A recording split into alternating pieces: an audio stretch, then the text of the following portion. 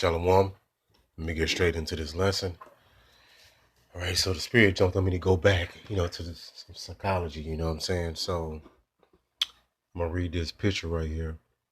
So this is something that is heavy to understand that most of our people, you know what I'm saying, and most of the people in general, when you get indoctrinated as a child, until you do something about that, it's not gonna that indoctrination is gonna be in your mind forever.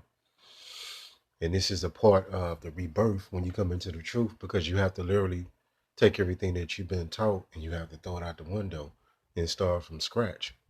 So right here, this is the typical Jake. When we was growing up as kids, this is the image that we were shown. Let me show you this image. This image right here was shown to us, and it was like almost like you implant something in somebody's mind. So this is when the indoctrination starts at, but I'm gonna show you why they did this. What was the reasoning? What's the point behind this? What's the psychology behind this? Why do most of the people still see this image in their mind? And I'm gonna say this too.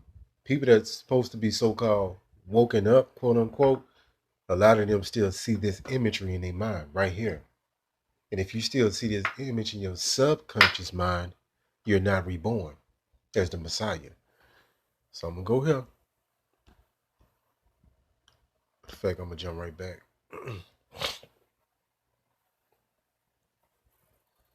And like I say, this is your girlfriend, this is your wife, you know, this is your uncle, your auntie, your cousin, your grandmother, especially the older Jakes, grandmother, grandfather, and even the other nations still see this imagery. So this is the book of First Maccabees 3 and 48. Let me say this too, Jake. And you have to understand what you're dealing with. You gotta understand what these people still see in their mind and how they think, so you can get in front of them. Especially when you're dealing with somebody. If you don't understand this, you're gonna stay in the driver's seat, so to speak, when you're dealing with them psychology wise.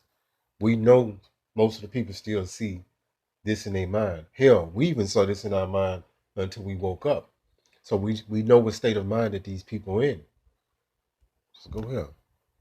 And hold on, let me say this too. They not only is this image indoctrinated in their minds, but this idol right here, character, his personality is indoctrinated in their mind. That's heavy. So the soft-spoken, effeminate, so-called white man that love everybody, that's the idol that they have implanted in their head. So when they get the truth of the matter, the harshness of this truth, they they automatically say this ain't of God, because they've been brainwashed and they don't know it. Let's go here, man. First Maccabees 3 and 48. Let this load up real quick. You know, I'm gonna get into this information. First Maccabees 3 and 48. And laid open the book of the law. It says, wherein the heathen has sought to paint the likeness of their images. What does this mean? So the heathens who was, ruling at this time was the Greeks. The Greeks are Edomites. They stole a lot of idols from the Egyptian empire. And they reincorporated these idols inside of the Greek world.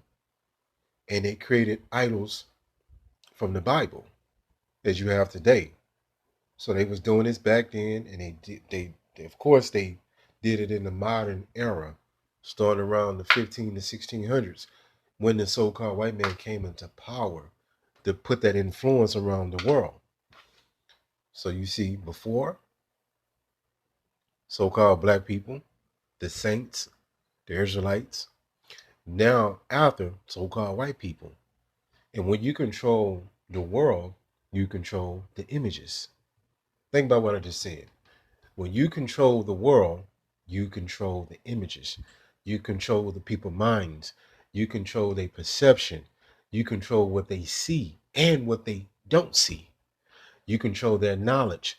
So if you've been given a skewed understanding about about things, you only know what you've been taught until somebody teaches you something different. Remember that too. So let's get into this. Let's go into the mind. It says it's so effective at the very top. It's so effective to use images in religious indoctrination. Remember, when you're indoctrinated, the word doctrine is in that in that word. Indoctrinate. So you're indoctrinating, you're implanting them a doctrine. And that doctrine comes with images. It comes with a teaching. So that's why most of our people still subscribe to Christianity. They think so-called God is his name. They think he's all love, and they think the Messiah is his Jesus. They think his name, and they think he's all love. They think they look like so-called white people. Why? Because they've been indoctrinated. But it goes deeper than that. It says it's so effective to use images in religious indoctrination because how the human brain processes visual information. This is very important information right here. A lot of you don't know this. Here's why images work so well. It says number one, it says emotional impact. Religious imagery often taps into deep emotions, fear, awe, love, guilt. It says a vivid image of heaven or hell, which hell is all made up. Ain't no such thing as hell. But you've been shown those images though. It's heavy. And you've been shown images of so-called heaven, according to the white man artists. For example, can stir powerful feelings much faster than words. They know this and you don't know this. They know this. Number two, check this out. Memory retention. It says people remember visuals better than text. So you can be illiterate, not knowing how to read and still communicate an image to someone. And also another thing, the image crosses over to different language barriers, right? It's universal. Let's get more into this. This is known as picture superiority effect. It says an image of a saint or deity can leave a lasting impression that reinforces the belief system. Let me show you what I'm talking about. I'm jumping right back, right here. This is the foundation of Christianity in the modern sense of it, this image. This image is in everybody's mind if you haven't been woken up and reborn. Even people that don't call themselves Christians, still, when they hear the name Jesus, this pops up in their mind. Even people that's in so-called other religions like Islam, they still see this image. You go to Buddhism, still see this image in their mind because the so-called white man hasn't pushed his image throughout the whole world. It's in movies, it's in magazines, it's on TV shows, it's on bumper stickers, it's on billboards, it's implanted inside of this world. Let's go back.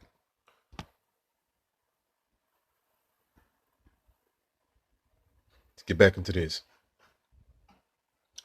It says, I'm gonna read that again. It says an image of a saint, which, that's would be the idol that the so-called white man created, or a deity, can leave a lasting impression that reinforces the belief system. Modern day Christianity is built on that image and other images as well. It says symbolism and repetition. You need to focus on this. It says religious symbols like the cross, which is an idolatry, crescent moon idolatry, or a lotus idolatry, carry layers of meaning. That's why most of you jakes wear crosses around your neck because you don't know better. It says repeating these images creates strong associations and makes beliefs feel familiar and true. That's heavy right there because that image of so-called white Jesus is shown over and over and over and over and over. Repetition till you indoctrinate it. Let's go here. It says four, narrative power.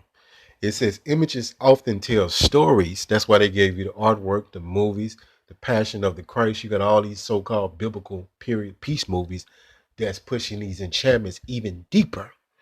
You even got something called the House of David. It says like murals, icons, or stained glass windows showing scenes from scripture. Scenes from scripture. So you got these artists, Michelangelo, Leonardo da Vinci, Donatello, and Leonardo Salakia. It's one more I'm missing, Raphael. That's how you got the character's name from the movie The Ninja Turtles. Bet you didn't know that. But these murals, icons, stained glass windows, showing scenes from scripture. That's why you're so messed up. These stories stick in the mind and are easier to internalize than abstract teachings. That means that the imagery they gave you, Adam and Eve, them being so-called two white people naked, right, with the snake, the imagery in your mind, all them lies. They gave you the narrative of Noah, so on and so forth. Every little thing, man. Right here. It says authority and awe. It says grand visuals, temples, cathedrals, holy artifacts create a scene of divine presence and authority, making the teaching seem more real and unquestionable. Let's keep going. Check this out. It says at the top, religious imagery profoundly influences belief systems by engaging the senses, Salakia, emotions, and cognition. These images serve as a powerful tools in communicating complex spiritual concepts, fostering a sense of connection and reinforcing faith. This is why the typical person look at the Bible a certain way, because they've been brainwashed and indoctrinated, doctrine, right, in a mind, so they can read these scriptures that talk about the Most High putting people to death, that the Most High hate the Edomites, but it's not going to register because they've been so indoctrinated years and years of this ever since they was little kids. So you have to have the spirit to wake you up out that confusion. And we can tell them all day that the Messiah was a so-called black man, but until they get free from this witchcraft, this indoctrination, they're not going to see it no other way. You get what I'm saying? Check this out. And I'm taking you into the psychology of all this so you can be equipped. It says these images serve as a powerful tools in communicating complex spiritual concepts, fostering sense of connection, and reinforcing faith. Here are some iconic religious images from various traditions that illustrate these effects. Christianity. Why is that there? The creation of Adam. So people understand the Bible through the artwork and through the movies, right? This all from a perspective of a so-called white man that's a pagan. The creation of Adam, Michelangelo, that's that painter I was telling you about. This fresco at the Sistine Chapel ceiling depicts God reaching out to touch Adam. That's a homosexual act that they put in there to portray, as they call God and Adam. These devils gonna pay for all this, but that's what's in your mind. A witch heavy man, you got some, and the women are all messed up too. The women are messed up more than men because the woman is the weaker of the man, weaker of the two. It says its grandeur and detail invoke awe and emphasizing. Not only that, but it pushes that witchcraft deeper. Right here, this one at the bottom, the Last Supper, which is two women in that picture. I'm gonna do a lesson on that.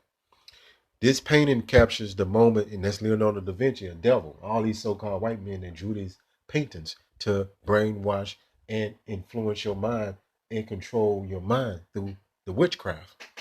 But you don't know it's witchcraft. This painting captures the moment Yahweh shares his final meal with his disciples, conveying themes of sacrifice, community, and establishment of the Eucharist. So they push that picture to you to make you look at the so-called white man as being, um, what's the word I'm looking for? Being righteous, being reverend, right? Being divine, but they really devils, right? But that's the artistry, that's the witchcraft that's on 95% of the minds of the people that haven't been woken up, and that's what you got to understand. What you're dealing with, you're dealing with people that's still in that trap, that rat trap of Christianity. Well, I think you got it. Hopefully, this lesson has been edifying. Call halal Yahweh, Bahashem, Yahweh Shah, Bahashem, Rachat Kodash. Shalom.